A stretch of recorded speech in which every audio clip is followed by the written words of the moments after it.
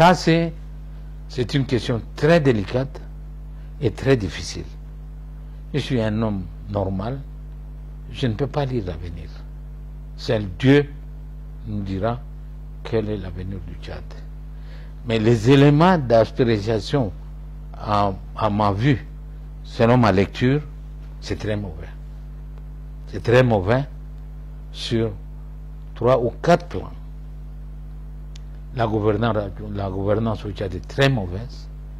La gestion au Tchad très mauvaise.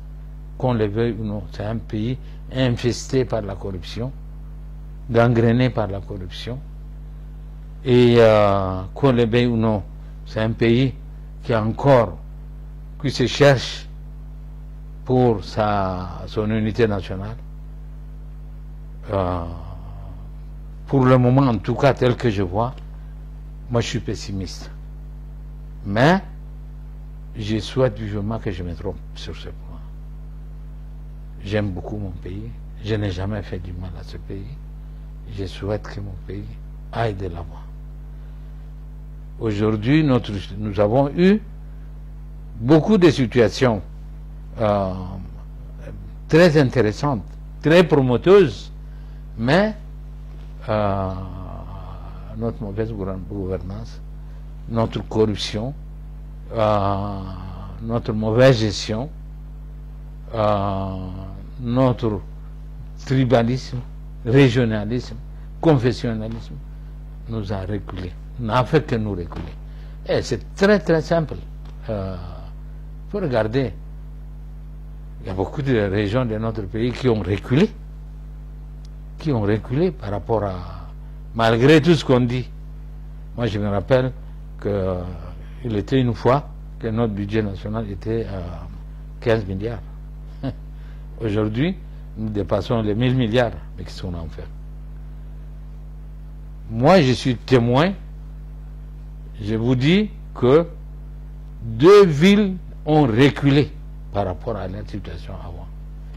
La ville de Faya-Largeau, la ville de Sar, la ville de Fada ont reculé. Mais normalement, on ne doit pas reculer, on doit avancer. On doit avancer.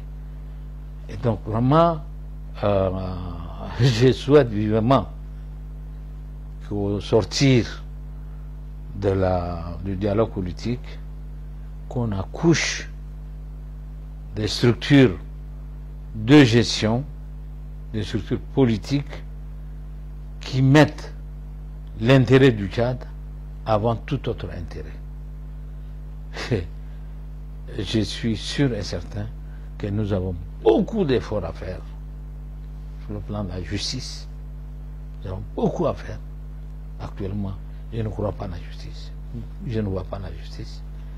Et le fondement d'une société saine, c'est d'abord la justice. Un pays où il n'y a pas de justice, vous ne pouvez rien faire. Vous ne pouvez rien faire. Quelqu'un peut venir arracher votre propre enfant, vous ne pouvez rien faire. Donc, la justice, c'est très difficile. Mais je ne crois pas à notre justice. Et à notre gouvernance, je ne crois pas à notre gouvernance. La mauvaise gestion, je ne crois pas à notre mauvaise gestion. Vous savez, à mon temps, à l'époque, quand on circule en ville, si on trouve une maison blanche comme ça, on dit, en arabe, on dit, Aïna laka haza. Mais où est-ce que vous avez trouvé ça? Vous êtes un salaire, un fonctionnaire qui a un salaire indiciaire de 120 000 francs par mois, mais quand vous arrivez à vous taper une villa de 200 300 000 francs. Et je vous assure, vous ne pouvez pas trouver un climatiseur dans votre chambre.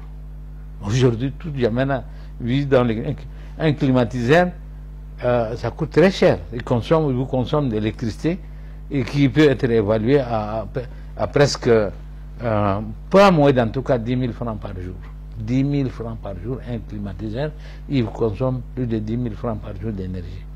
Aujourd'hui, vous trouvez des maisons qui sont équipées de dizaines, trentaines de climatiseurs, mais comment Comment le type fait pour payer son électricité? C'est très grave.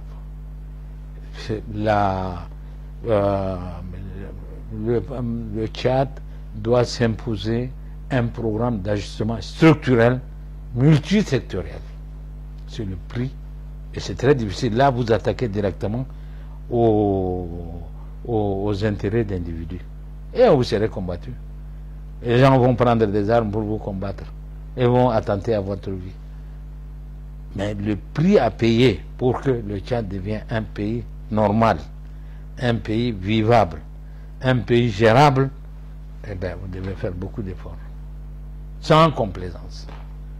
La démocratie, c'est bon, tout ça, c'est bon, tout ça. Le bruit, tout ça, c'est bon. Mais la démocratie sans pays, c'est rien du tout. La démocratie sans justice, c'est rien du tout.